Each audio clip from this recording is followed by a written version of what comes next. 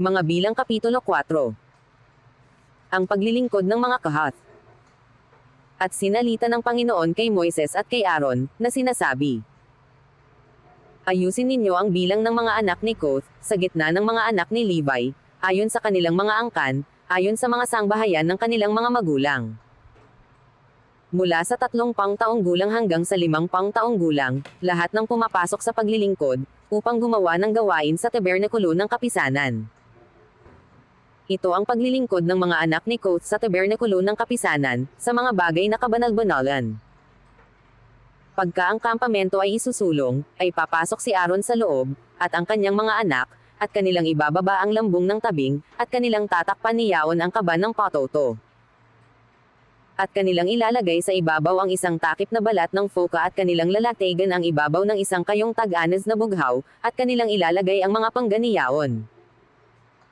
At sa ibabaw ng dulang ng tinapay na handog ay maglalatag sila ng isang kayong bughaw, at kanilang ilalagay sa ibabaw nito ang mga pinggan, at ang mga sandok, at ang mga mangkok, at ang mga tasa upang buhusan, at ang namamalaging tinapay ay malalagay sa ibabaw ni Yaon. At kanilang lalatigan ang ibabaw ng mga yaon ng kayong pula, at kanilang tatakpan ito ng isang panakip na balat ng foka, at kanilang ilalagay ang mga pangga. At kukuha sila ng isang kayong bughaw at kanilang tatakpan ang kandelerong pangtanglaw at ang mga ilawan, at ang mga gunting, at ang mga pinggan, at ang lahat ng sisidlan ng langis ni Yaon, na kanilang pinangangasiwaan. At kanilang ilalagay, pati ang lahat ng kasangkapan ni Yaon sa loob ng isang takip na balat ng foka, at kanilang ilalagay sa ibabaw ng isang patungan. At ang ibabaw ng damba ng ginto ay kanilang lalatigan ng isang kayong bughaw, at kanilang tatakpan ng isang panakip na balat ng foka, at kanilang ilalagay ang mga panggan ni Yaon. At kanilang kukunin ang lahat ng mga kasangkapan na ukol sa pangangasiwa na ipinangangasiwa nila sa santuaryo, at kanilang ilalagay sa isang kayong bughaw, at kanilang tatakpan ng isang panakip na balat ng foka, at kanilang ipapatong sa patungan. At kanilang aalisin ang mga abo sa dambana at kanilang lalatigan ng isang kayong kulay ube. At kanilang ipapatong doon ang lahat ng mga kasangkapan na kanilang ipinangangasiwa sa palibot ng dambana, ang suuban at ang mga pang-ipit, at ang mga pala at ang mga mangkok, lahat ng mga kasangkapan ng dambana, at kanilang lalatigan ng isang panakip na balat ng foka, at kanilang ilalagay ang mga panggan ni Yaon. At pagka si Aaron at ang kanyang mga anak ay nakatapos na makapagtakip sa santuaryo at sa buong kasangkapan ng santuaryo, kailanmat isusulong ang kampamento, ay magsisilapot pagkatapos ang mga anak ni Kohath upang kanilang buhatin Yaon, datakwat huwag silang hihipo sa santuaryo, baka sila'y mamatay, ang mga bagay na ito ay siyang pasanin ng mga anak ni Kohath sa tabernakulo ng kapisanan. At ang magiging katungkulan ni Eleazar na anak ni Aaron na saserdote, ay ang langis sa ilawan, at ang mabangong kamangyan, at ang palaging handog na harina, at ang langis na pangpahid, at ang pag-iingat ng buong tabernakulo at ng lahat na nandoon, ang santuaryo at ang mga kasangkapan ni Yaon. At sinalita ng Panginoon kay Moises at kay Aaron, na sinasabi, huwag ninyong ihiwalay ang lipi ng mga angkan ng mga Kothita sa gitna ng mga Levita. Kundi gawin ninyo sa kanila ang ganito, upang sila'y mabuhay at huwag mamatay. Paglapit nila sa mga kabanal-banalang bagay, si Aaron at ang kanyang mga anak ay paparoon at ituturo sa bawat isa ang kani-kanyang paglilingkod at ang kani-kanyang pasanin. Ngunit sila'y huwag magsisipasok upang tingnan ang santuaryo kahit sandali man, baka sila'y mamatay. Ang paglilingkod ni Gershon. At sinalita ng Panginoon kay Moises, na sinasabi, aayusin mo rin ang bilang ng mga anak ni Gershon, ayon sa mga sangbahayan ng kanilang mga magulang ayon sa kanilang mga angkan. Mula sa 3 taong gulang hanggang sa 5 taong gulang ay bibilangan mo sila, yaong lahat na pumapasok na nangangasiwa sa paglilingkod upang gawin ang gawain sa tabernakulo ng kapisanan. Ito ang paglilingkod ng mga angkan ng mga Gershonita, sa paglilingkod at sa pagdadala ng mga pasanin.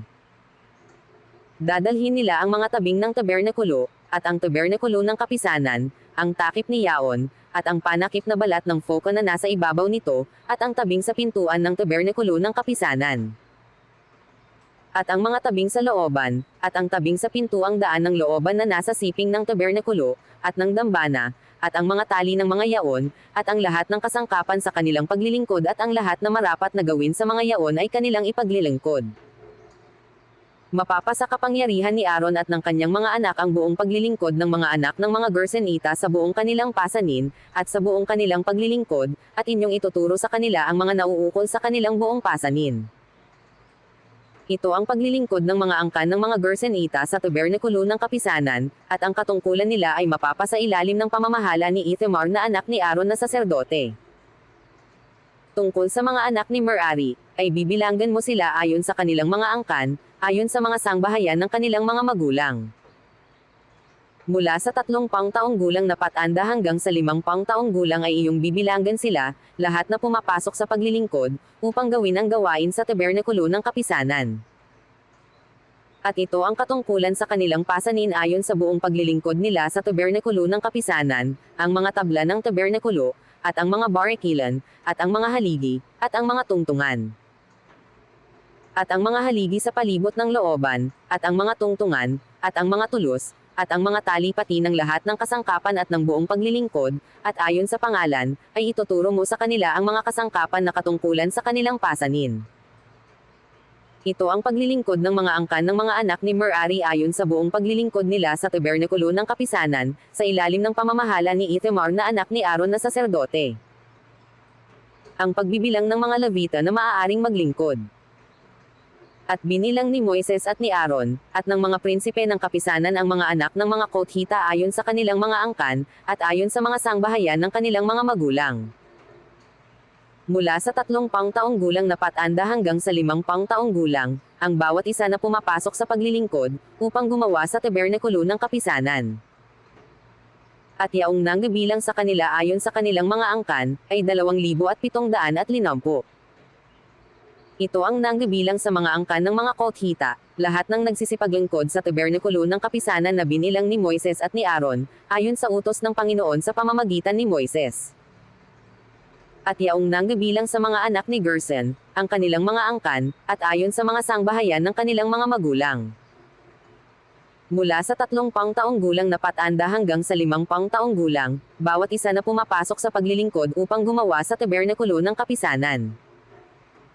Sa makatuwid bagay ang nanggabilang sa kanila, ayon sa kanilang mga angkan, ayon sa mga sangbahayan ng kanilang mga magulang, ay 2,630. Ito ang nanggabilang sa mga angkan ng mga anak ni Gerson, sa lahat ng naglingkod sa tabernakulo ng kapisanan, na binilang ni Moises at ni Aaron, ayon sa utos ng Panginoon. At ang nanggabilang sa mga angkan ng mga anak ni Merari ayon sa kanilang mga angkan, ayon sa mga sangbahayan ng kanilang mga magulang.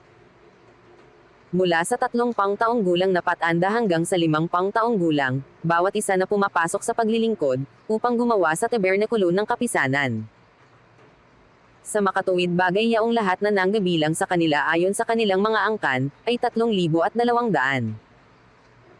Ito ang nanggabilang sa mga angkan ng mga anak ni Merari na binilang ni Moises at ni Aaron, ayon sa utos ng Panginoon sa pamamagitan ni Moises. Yaong lahat na nanggabilang sa mga Levita, na binilang ni Moises at ni Aaron at ng mga prinsipe sa Israel, ayon sa kanilang mga angkan, at ayon sa mga sangbahayan ng kanilang mga magulang. Mula sa 3 taong gulang na patanda hanggang sa 5 taong gulang, bawat isa na pumapasok upang gumawa ng gawang paglilingkod, at ng gawang pagdadala ng mga pasanin sa tabernakulo ng kapisanan. Sa makatuwid bagay yaong nanggabilang sa kanila, ay 8,580. Ayon sa utos ng Panginoon ay nanggabilang sa pamamagitan ni Moises, bawat isa ayon sa kanyang paglilingkod, at ayon sa kanyang pasanin, ganito niya binilang sila gaya ng iniutos ng Panginoon kay Moises.